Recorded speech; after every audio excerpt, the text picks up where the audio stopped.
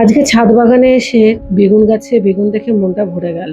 আর সেই সঙ্গে দেখলাম ছাদ বাগানে নয়নতারা, গাঁদা ফুল, বেল ফুলে একেবারে ছাদ যেন উপচে পড়ছে। জবা ফুল তো প্রচুর হয়েছে। আসল কথা হচ্ছে ১ মাস যাবৎ আমাদের বাড়িতে পুজো বন্ধ, ধূপধুনো বন্ধ, ঠাকুরের সামনে প্রদীপ জ্বালানোও বন্ধ। আমাদের এক খুব কাছের জ্ঞাতি আত্মীয় উনি মারা গিয়েছেন। সেই কারণেই পুজো আবার শুরু হবে ১ মাস পরে। ছাদ থেকে নিচে নেমে আসতেই আমার প্রাত্যহিক কাজ আমি শুরু করলাম, যেখানে প্রচুর জামাকাপড় টাল হয়ে জমেছিল এই চৌকিটাতে। এই চৌকিটা আমাদের ওপরের বারান্দায় থাকে। যখন লোকজন আসে, যখন কোনো অনুষ্ঠান হয় তখন এই চৌকিটা ভীষণভাবে কাজে লাগে। আর গরমকালে এই চৌকিতে শুলে ভীষণ ভালো লাগে, কারণ চারিদিক দিয়ে ঠান্ডা হাওয়া ঢোকে। আমাদের বাড়ির পাশেই রয়েছে একেবারে আম গাছ। আম গাছের পাতাগুলো এই জানলা দিয়ে হাত বাড়ালেই ছোঁয়া যায়। তো কাজেই ছাওয়াটা যেমন আমরা পাই, তেমন ওপরের এই অংশটা বেশ ঠান্ডাই থাকে ওই আম গাছের জন্য। তো এখন জামা কাপড়গুলো যখন ভাঁজ করছি তখন আমার ছেলে এসে দুষ্টুমি শুরু করেছে।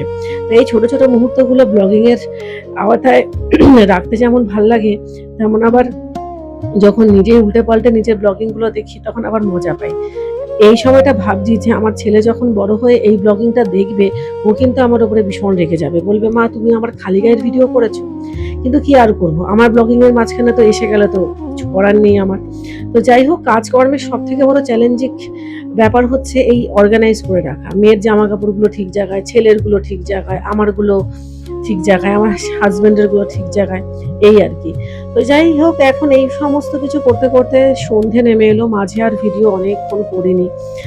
ঠাকুরের সামনে রোজ একটা করে লোবান জ্বালাই। ফুল তো আর ঠাকুরের পায়ে দেওয়া হয় না। আমার হনুমানজির সামনে একটা করে লোবান, আর ঠাকুর ঘরে একটা লোবান, ব্যাস। এখন এইটুকু দিয়েই আমাদের ঠাকুরের কাজ ক্ষান্ত রয়েছে। আর একটুখানি ধূপকাঠি দেখিয়ে দিই ওপরে নিচে তুলসী তলায়, ব্যাস এইটুখানি। ১ মাস পরে বুদ্ধ পূর্ণিমার দিন সম্ভবত আবার নতুন করে নারায়ণ পুজো দিয়ে ভালোভাবে যজ্ঞ করে তবেই কিন্তু আমরা আবার পুজো শুরু করব।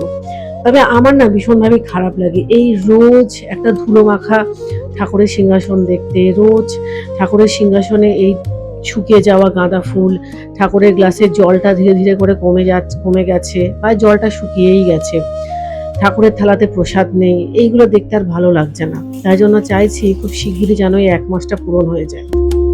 আমার বাঁ পাতে বেড়েছে হাড়, এবার সেই হাড়টা বেড়েছে তো হয়ে গেছে। বাহ, ভেরি গুড।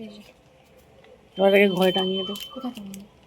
দরজার উপর, যেখানে ঘড়ি ছিল না সেই ঘড়ির ওখানটা আমি টাঙিয়ে দেবো না পারলে। আমার বাঁ পাতে হাড় হ্যাঁ,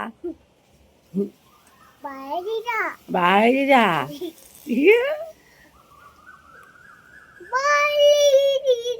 আজকে তোর জন্য আমি আর দিদি ঘুমাতে পারিনি।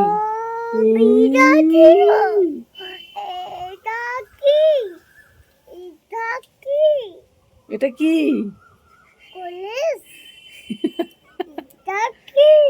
এটা কি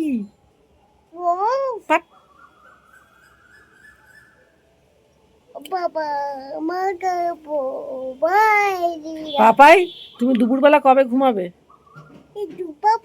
হ্যাঁ, দুপুরবেলা তুমি কখন ঘুমাবে? তুমি 2 দিন পর থেকে স্কুলে যাবে, তুমি সেটা জানো? কি ভালো করে কথা বলো, বলো ভালো করে কথা বলো।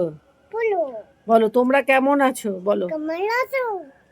বলো শুভ নব বর্ষ। বাবা বাবা, বলো সবাই আমার, বলো আমার না, বলো আমার প্রণাম নেবে। ঠান্ডাতে বেড়েছে আর মানে পা পাততেও পাচ্ছি না আমি, পাটা ভীষণ ব্যথা ব্যথা মতন করছে, একটু মনে হচ্ছে ফুলেছে এই পাটার থেকে, এই পাটা একটু ফুলেইছে সম্ভবত। এই যে এখন যাচ্ছি ফিজিওথেরাপি করতে। এখন বাজছে সন্ধ্যে 7:30। হাওয়া দিচ্ছে খুব জোরে, বেশ ভালো লাগছে। বাইরের ওয়েদারটা খুবই ভালো। ঘরে যতটা না গরম, বাইরে ঠিক ততটাই আরাম। আর এখন তো চারিদিকে ইলেকশনের হাওয়া চলছে, তো লীলু আওতার বাইরে নয়। আমি জানি না কে জিতবে কে হারবে, রাজনীতি আমি এত বুঝি না বা বুঝতে আমি চাইও না। আমি শুধু একটাই প্রার্থনা করব, যেই আসুক না কেন লিলুয়ার জায়গাটার যেন একটু উন্নতি হয়। প্রত্যেক বছর যখন 1 হাঁটু জল জমে, প্রত্যেকের কষ্ট হয়। এটা যেন যিনি দাঁড়াবেন বা যিনি জিতবেন ভোটে, তিনি যেন নিজের আবেগ দিয়ে জিনিসটাকে একটুখানি দেখার চেষ্টা করেন এবং এটা যেন দূর করেন। এটাই, আর কিছুই নয়। লিলুয়ার মানুষ বেশি কিছু চায় না। তাদের এই একটাই চাহিদা। হ্যাঁ, রাস্তাঘাট লিলুয়াতে যথেষ্ট ভালো হয়েছে, সেটার কোনো আমি কিছু বলব না।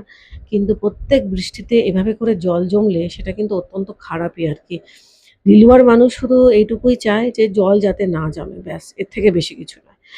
যাদের পায়ের গোড়ালি ব্যথা বা যাদের হাড় বেড়েছে তারা এইভাবে করে ব্যায়ামটা করবেন। যদি এই বেলটা আপনাদের কাছে নাও থাকে তাহলে পায়ের ওই তালুতে একটা ওড়না নিয়ে এইভাবে করে টানবেন। একবার পিছনের দিকে, একবার পাটাকে সামনের দিকে বেন্ড করবেন এবং এটা ১০ বার করবেন প্রত্যেকটা পায়ে, ২ টো পা মিলিয়ে ২০ বার করবেন।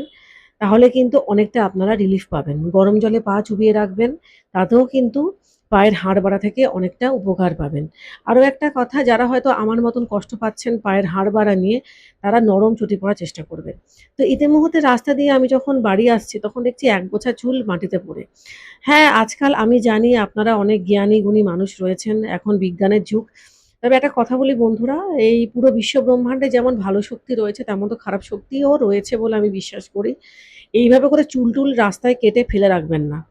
কারণ অনেক কিছুই হতে পারে। ঠিক আছে?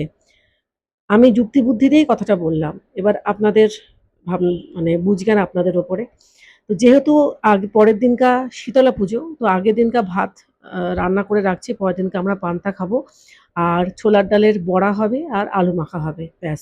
আজকের মতন আমার এই সিম্পল ব্লগ শেষ হলো। কেমন লাগলো জানাবেন। যদি ভালো লাগে তাহলে প্লিজ লাইক, শেয়ার, সাবস্ক্রাইব করবেন। Facebook, Instagram এ আমার পেজ আছে, ফলো করবেন। সকলে ভালো থাকবেন, সকলে সুস্থ থাকবেন।